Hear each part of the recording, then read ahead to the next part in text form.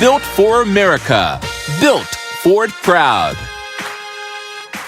What a game. Celtics and Warriors never disappoints. We got the duel between Steph Curry and Jason Tatum. And ultimately, we got a Celtics win, 119-114. Welcome in here to Celtics Postgame Live, presented by your New England Ford dealers. I am Abby Chin. He is Brian Scalabrine. We got Big Perk with us from Houston. Scal, feeling pretty good. Yeah, best game of the year. Love the way that Tatum and Kemba Walker delivered.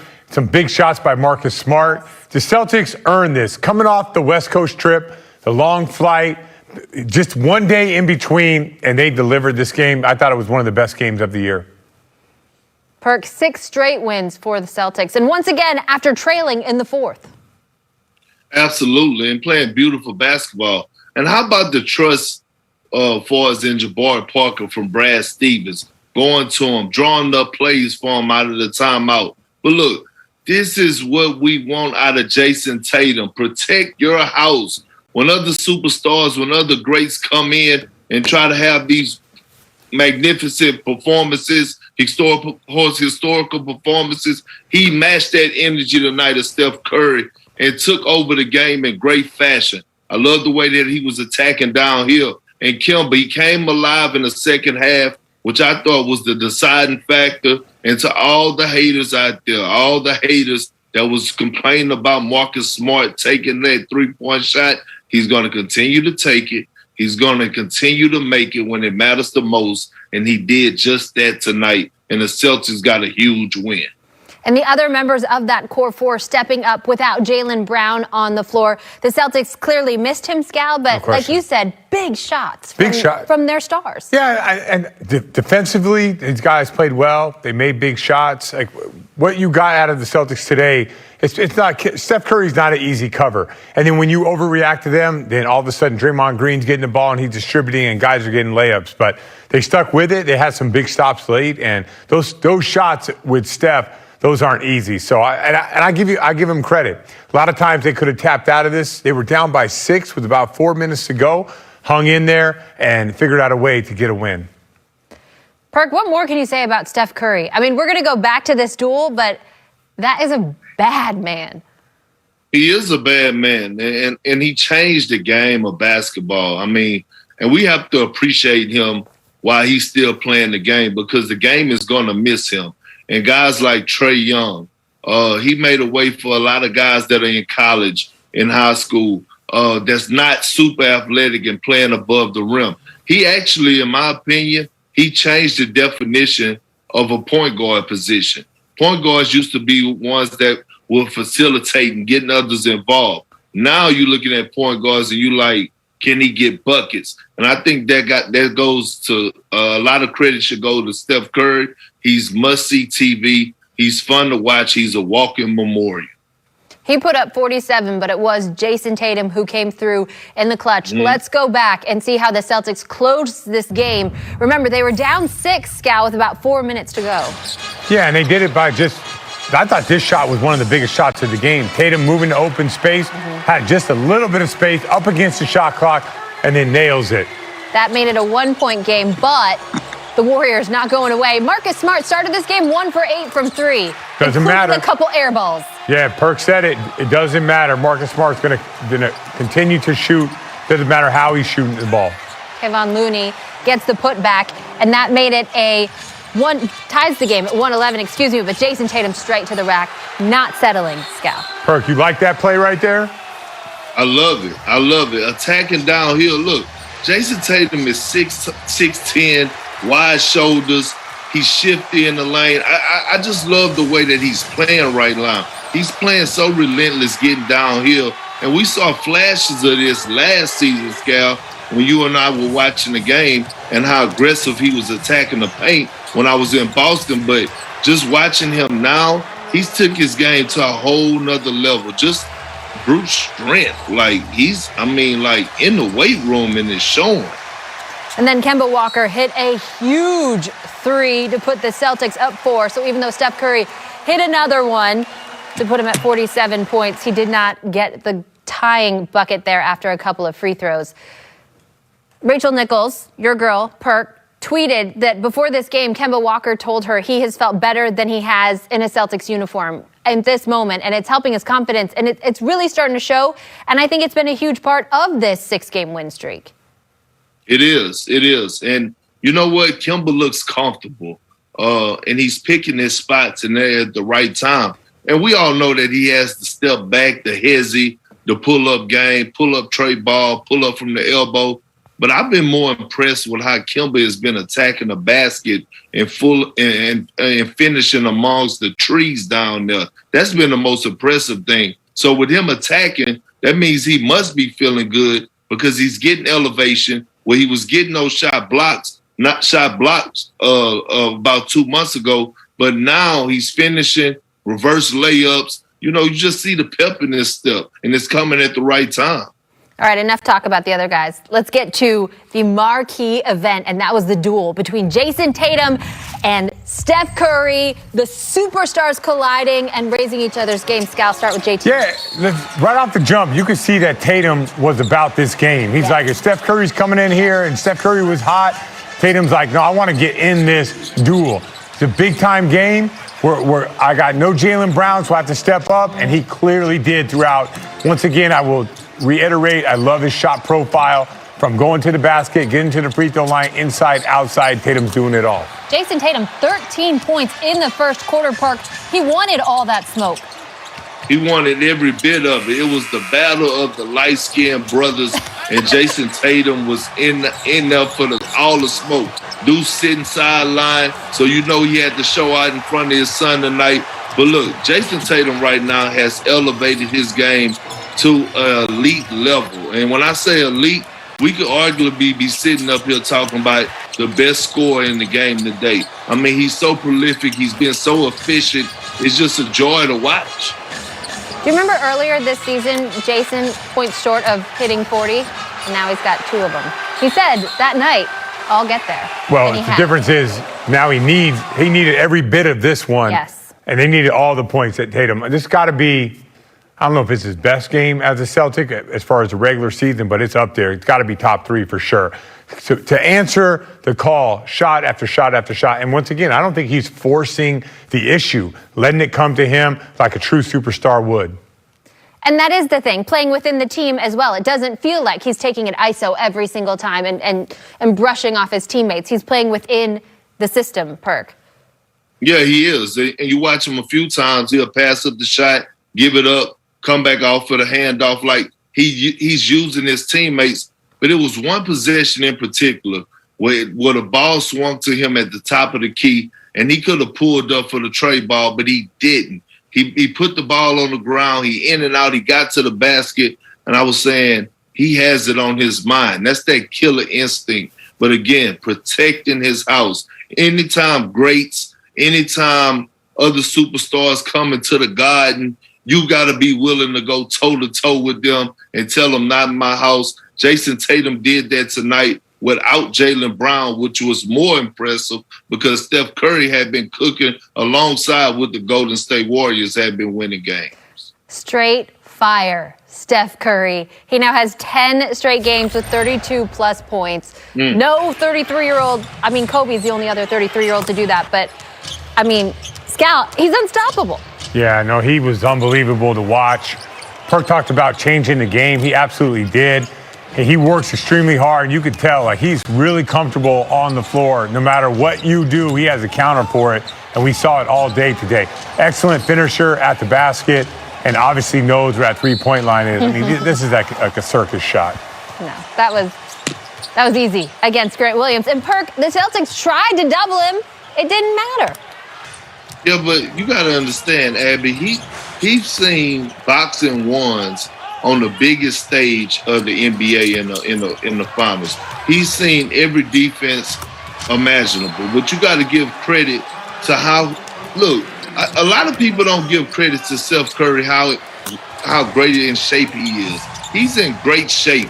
The way he's able to move off the ball, the way his IQ level to get his shot off, he's a guy that would give it up early, sprint down to the corner, set a screen, come back off for a dribble handoff. He ain't got it again. He'll run back around the paint and be able to get his shot off the way he did. Like, right here, this is just greatness at its finest. It didn't even touch the rim.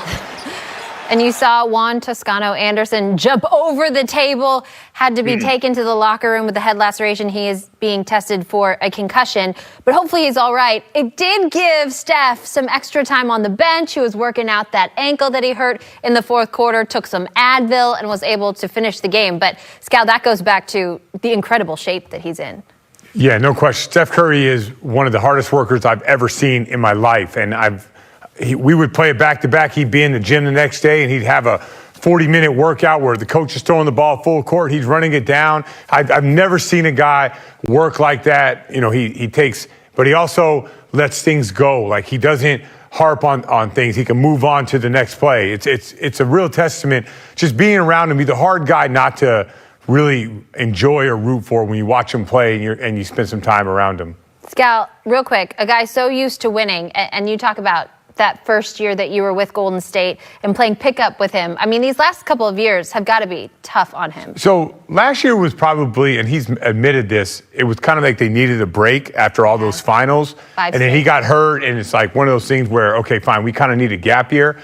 But this year, there's been times where he's admitted that he's frustrated, but he doesn't do it publicly. He's like, we have to be better. We have to be a smarter basketball team. And this is, at times, I got to figure out ways to continue to impact winning and losing, because that's what we're here. We're here, and we're all about championships. Remember, they don't have Klay Thompson. He's not going to play this whole season. So I do think after seeing Curry this year that they have another run in them. It'll be interesting to see what they do this offseason. 33 years old, so on the edge of his prime, if you will, for Steph Curry. And he's still doing things like this, hanging 47 on the Celtics. They get the win, though, at 7 p.m. back here on Celtics Postgame Live. Scal, I hope he understands that. I don't do all the heavy lifting. I'm not Mike Gorman over here. Really? You're going to hand Danny a card and tell him to start reading? Danny, you got to, no. I'm just saying, Danny, you got to bring something to the table. Okay. I'm not just going to carry the load here. You going to ask any questions? Like where? No, I'm doing the game just like how the people want to hear the game.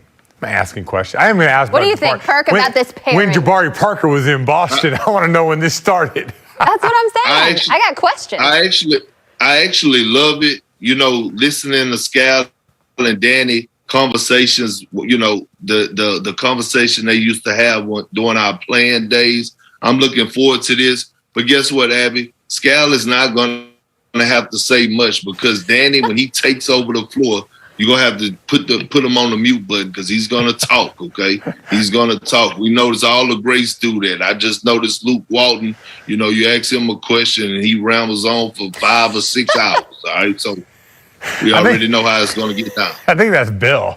That's Bill Walton. Also, Bill Walton. Yeah, that is Bill. His son, he don't say much. Danny and Blue. He just taking L's. He just taking L's in sack. But speaking of taking L's, Perk and I face the Angels on Celtics Census next week. Everyone tune in for that. You guys are unbeatable, man. You know the people so well. That's the problem. Both you guys on social media. That's the problem. You guys know what the people think. You know the people. We have the pulse. That's what I'm saying. You got the pulse of the people. Our fingers on the pulse of Celtics Nation. I mean, it's not important that we're 1-5 on the season. So 1-4, maybe. Anyways, 1-4 on the season. No, Abby, we are 2-4, Abby. Gal or Perk, it's not till next week. It doesn't air till next week. Every time. Can't be blowing it, man. I was just teasing. For real, though. Let's go to Brad Stevens now from TD Garden following this big win over the Golden State Warriors. It's brought to you by Arbella Insurance. Here for Celtics fans, here for good. Brad, when Marcus makes a play like grabbing that offensive rebound in traffic like that, is that even surprising to you anymore? No, he gets his hands on his balls, he's going to get the ball. Like whether it's a dive, whether it's a rebound, whether it's whatever, he's going to get the ball. So he's got a special knack for that, and he made a lot of big plays, including the big shot after struggling tonight. Matt Vitor.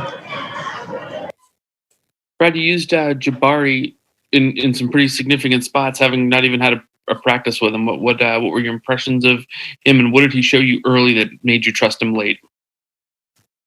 Well, we needed to, we went through that stretch at the start of the fourth quarter. We needed to score. And he gave us some opportunities there, both in the first half and the second, when he played on the baseline and played to his strengths, and did a lot of good things. He'll pick up our defense as time goes on, and we've got to figure out how to best play with him on both ends, but pretty good for his first night. John Corrales.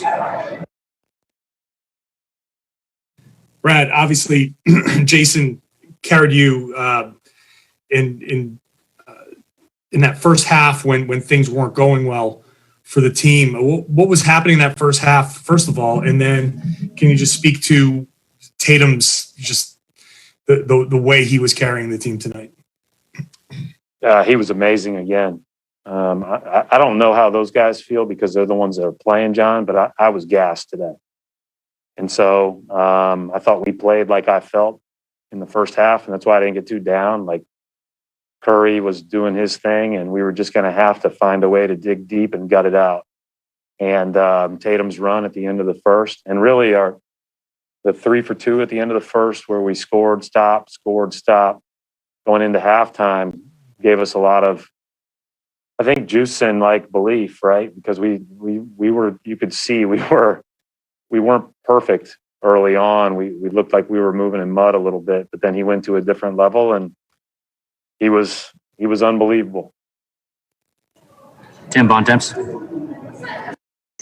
Brad, I apologize you got asked this already, but you've talked a lot over the past couple of weeks about the fight that your team has had and how it's been a little different than earlier in the season. And like you said, given the legs you guys had coming off this road trip, being down early, is this kind of another example of some of that stuff that maybe you wouldn't have had 4 or 6 weeks ago? Well, again, I think the number one reason for our little run here is we've been, for the most part, healthier. Now, tonight we were a little bit less, but we just missed a lot of guys early in the year. And I know that sounds like a excuse. I hope it doesn't. I mean, I think what we tried to do was, stay afloat as well as we could, and hope that we get to a time where we get a little bit healthier and can put together some weeks of good basketball. Throughout all that, our guys have done an incredible job of staying together. And when that happens, and then you get a little momentum, then you have a tendency to respond when you don't feel great. And so we have a little bit of momentum from, we've been down 14 at Denver, 17 against Minnesota, down in every game. So I don't see us really worrying about that, and I see good resolve. Jared Weiss. Along the same lines, when Steph tends to be lighting it up on contested threes over and over, that's pretty demoralizing for most teams. Do you feel like you guys are responding to adversity well at this point, and you've established that ethos now? A lot of adverse things in the world, a lot bigger than watching Steph Curry shoot threes. So, the smallest part of me enjoys it. I just hate competing against him. But man, do I love watching him. He is as fun to watch as any player because of his creativity, his mastery of shooting. And you just never feel good when you're an opponent. You always feel like you're the next line of a fairy tale. And so I don't lose too much sleep over seeing that ball go in against two people or seeing some of the magical shots. I lose sleep over giving up the layups and the back cuts and the slip outs and the offensive rebounds and those type of things. But there's only so much you can do. I mean, we doubled him several times, and the only one it felt like he missed was the one from half court. Mark Medina. Hey, Brad, I know that obviously Jalen's out today, but throughout the course of this season, the production that Tatum and Brown have shown speaks for itself. But what else has jumped out to you with the kind of leadership they've shown through the ups and downs of this year? Well, number one, we've said this several times in Boston. The number one way you can lead is by example. And the next thing is, how do you lift each other up? How do you lift others up? And that's especially telling when times are toughest. And we've dealt with some times. Again, not real adversity. There's a lot of worse stuff going on in the world. But we've stuck together, and, that's given us a chance to play better. We've committed to playing better, and we have as we've gotten healthier. We missed a lot of guys tonight, Jalen, Rob, and Evan. But again, once you establish some momentum, then you feel like you can dig deep. And the end of the first half gave us a chance to do that. The Celtics with 6 straight wins, now the longest active winning streak in the NBA, and this one catapults them into sole possession of the 4 seed in the Eastern Conference. They are a half a game up on the Hawks, who were idle tonight. Much more Celtics Postgame Live still to come. Celtics Postgame Live is brought to you in part by John's Sewer and Drain Cleaning, the name to know when the drains don't flow. Live, Abby, Scal, and Perk. The Celtics got their 6th straight win over the Golden State Warriors. But, Scal, like you talked about before the game, this was a trap game. The Celtics coming off that West Coast trip. Brad Stevens, we heard him talk about it. Felt like they were moving in mud that first half. In fact, they got down by 16, but really turned it on at the second half, or in the second quarter. And we're starting to see this from the Celtics. And they're starting to be the team that, even though they don't start out a certain way, even though this could come back to bite you, they are turning it up, and they had an incredible run. And it started in the second quarter and went all the way to the third quarter. I want to give them credit on the defensive end during this run. That's where I thought they really picked it up. And they went down 16, and Curry was on the bench. Curry comes back, and they really locked in after that. So I love that run that they had. I mean, Kemba Walker as well, hitting shots, but then you mentioned the defensive end, draws a tech on Kent Bazemore. I mean, that was a 3-point or 6.5-point swing, Perk, at one point. Yeah, I mean, look, to me, it was the way that the Celtics closed the first half out, right? Because being down 16, going in the half, only being down 6, I thought that was huge.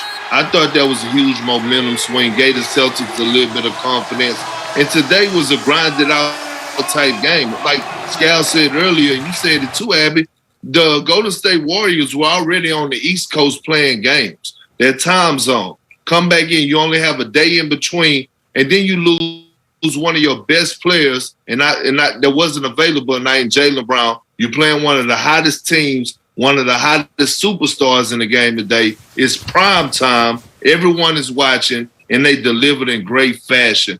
Every time the Warriors made a run or Steph Curry hit a big shot, they answered. They did it together. Everyone made huge contributions tonight with the Celtics. And look, right now they are turning the corner, and they're playing basketball the right way at the right time.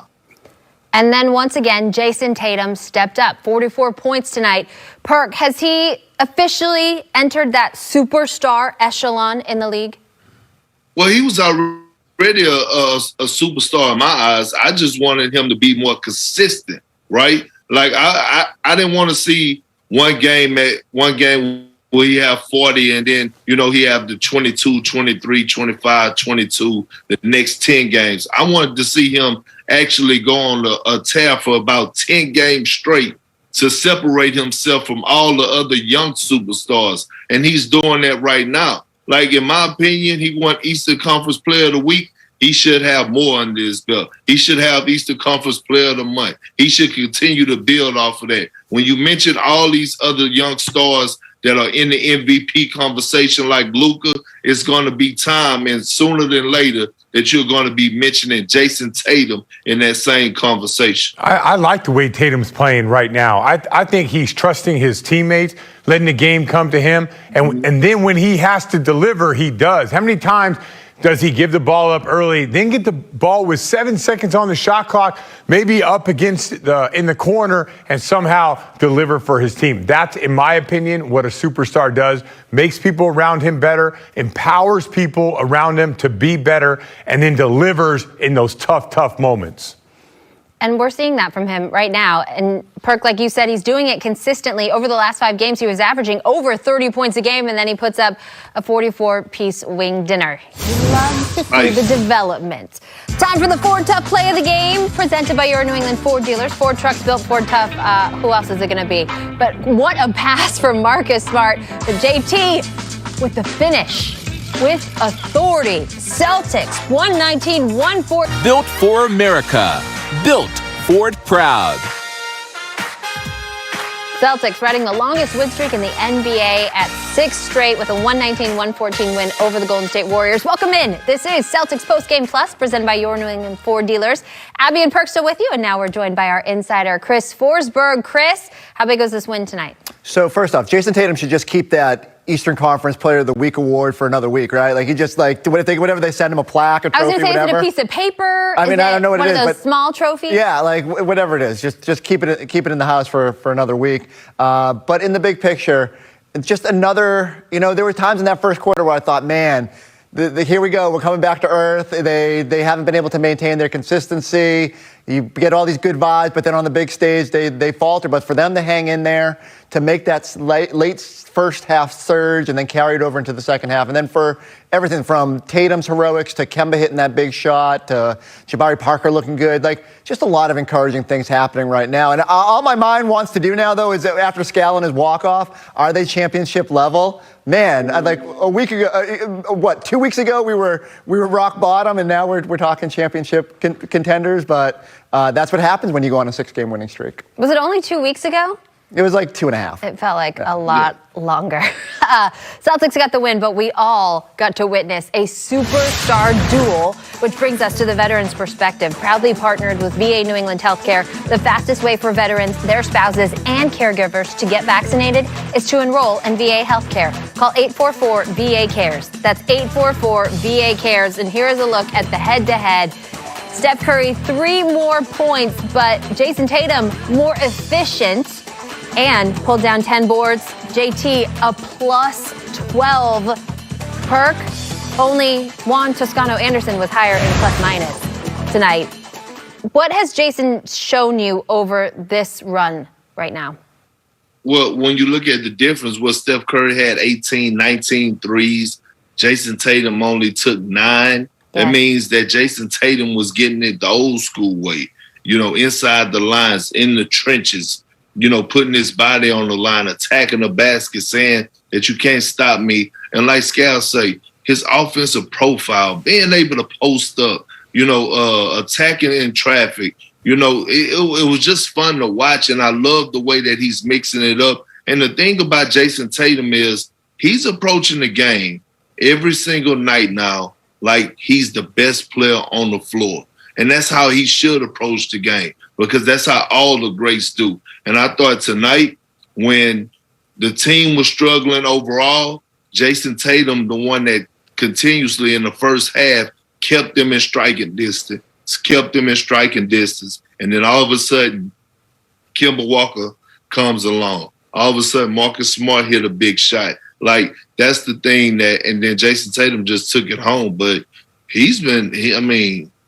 my God, he's just on another level. But then we all expect this, though. Like, this is what we've been waiting on from the past couple of years. When we seen these flashes, we knew what he was capable of doing. We just been waiting on this moment, and it's here. And this is why that was such a big conversation a week ago, Perk, right? Like, in games like this where there was a superstar across the court, and I know this isn't an under 25 guy, and we focused on Luka and Zion and Ben Simmons and those sort of matchups, but this is the stage where Jason Tatum needs to want it and to really own those games, and that's what he did today. There was no way they were in that game without the way Tatum played late in that first half and just kind of keeping them afloat and giving them a chance. I didn't get to use this in the Forsberg 4 stats this week, but points off turnovers, Jason Tatum leads the NBA at like 250-something points off turnovers, which tells you a little something about how much he's attacking in transition when those happen. But the next closest player is like 35 points behind. It's not even close. They've been benefiting from transition, T. Yeah, he and Jaylen Brown, lethal in transition, especially this season. But Perk, I want to turn our attention to the bench and the new addition in Jabari Parker. Celtics signed him last night. Brad called his number in the first quarter and then again in crunch time. How difficult is that to do, Perk? I mean, I don't know where he's been sitting. I'm sure he's been working out, but to just come in out of nowhere and do this? It's not difficult when your mind is in the right place. sitting at home. We're talking about Jabari Parker, who was the number 2 pick. He was, a guy coming out of Duke that was highly praised. He was supposed to be the next one, and the journey that he had to take, going to the G League, getting cut off of teams, being traded early in his career, that humbles you. And when you're at home and you're not receiving those phone calls and you're getting calls to say, hey, I might have to go overseas, he's going to, and you get your opportunity, this is the way that you capitalize on it. He was ready. He was locked in. He was focused. He was full of energy. And he didn't try to do nothing outside his body. And the great thing about it was that he wasn't scared. Like the one free throw line jumper he took, I was like, no. He knocked it down. Confidence, like, I'm going in swinging. And guess what? He helped the Celtics get a win tonight. I got to tell this story. So I don't know why I remember this so vividly, but the night Duke came to play BC during Jabari, whatever that one year he was at Duke or whatever, Danny Ainge was at Chipotle. That's where I always bump into him. And he said, I need to go catch Jabari's game. And I'm thinking, why does Danny Ainge? They didn't have a top pick that year. They had no chance of drafting Jabari Parker. Clearly, they have a little bit of a relationship based on their faith and all that. But it's for instances like this, because you track players and you build relationships. And then when the opportunity comes around, you might feel confident adding that player to your team and giving yourself a playoff boost. And the other thing, we sat here for months saying that the Sacramento Kings were going to send a power forward to the Celtics that would push them over the top. Who knew it was going to be Jabari Parker and not Harrison Barnes? And they didn't have to give up the pick. Chris, so many of your stories start with... It's always Chipotle. That's all I've got. Waltham Chipotle is the plot of so many of my stories. All right. I don't think Kemba Walker's eating much Chipotle, but he is at the podium at TD Garden. Let's hear from him now. Hey, Kemba. You guys, you are now consistently pulling out the kind of tight game that you had trouble with earlier in the season. What do you think is going into that? Just making the plays, really, necessary to win the games. Getting the stops that we really need, making the shots that we really need down the stretch. I think most importantly is just been our togetherness. Our poise, at the end of the games has been helping us a lot. So, yeah, man, that's really what it is. John Corrales. You've been building up to some bigger minute games here at 38 in this one. How does it feel to have the plan that you guys have been working on all year kind of start to show these kind of results for you? Well, it feels good. I've been working my butt off to consistently feel good. I just got to keep it up, know what I'm going to do. And, my training staff and my strength coach, those guys has just been doing a great job at helping me. Just stay ready, keep myself feeling good. And I just want to continue to build. And that three-pointer that you hit there at the end, it looked like you were really looking to go to Tatum, probably for obvious reasons. But at what point when you couldn't get it to him, can you just walk through the play of when you said, okay, I got to do this myself? The shot clock was going down. I kind of had no choice. Then his armband got knocked down. He was trying to fix it, and there was just so much going on. I seen it was about, 8 seconds or something like that. So I knew I had to get a shot off. So I just knew I had to just try to make a play. Got a little bit of separation, and I was able to make a big shot. Mark Medina. Hey, Kemba, Mark Medina here with USA Today. Good to see you. Wanted to follow up on what you were talking about earlier about just navigating post-injury. Were there any specific points for you that you think helped you turn a corner? If so, what were those points? I'm sorry, can you repeat that?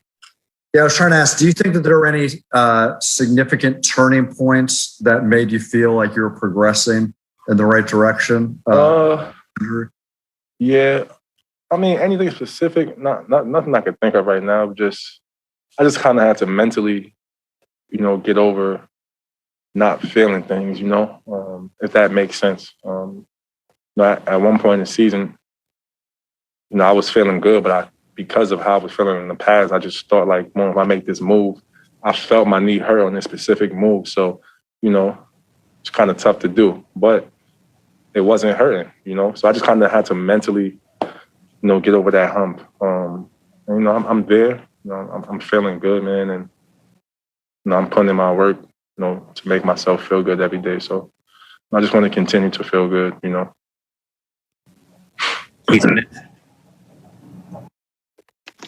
Hey, Kemba, you've been around the game for a while and played for a long time, including the last couple of years with Marcus Smart. When he makes plays like getting that offensive rebound, does that even surprise you anymore?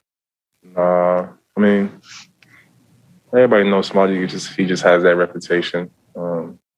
He does everything. he just does it all. He's an unbelievable player. He's one of those guys where you just want to go to war with every single night. And it's definitely a pleasure to be his teammate, man. Love the way he plays. He just has great tenacity. And he just wants to win. That's it. What more can you ask for in a guy, Final question.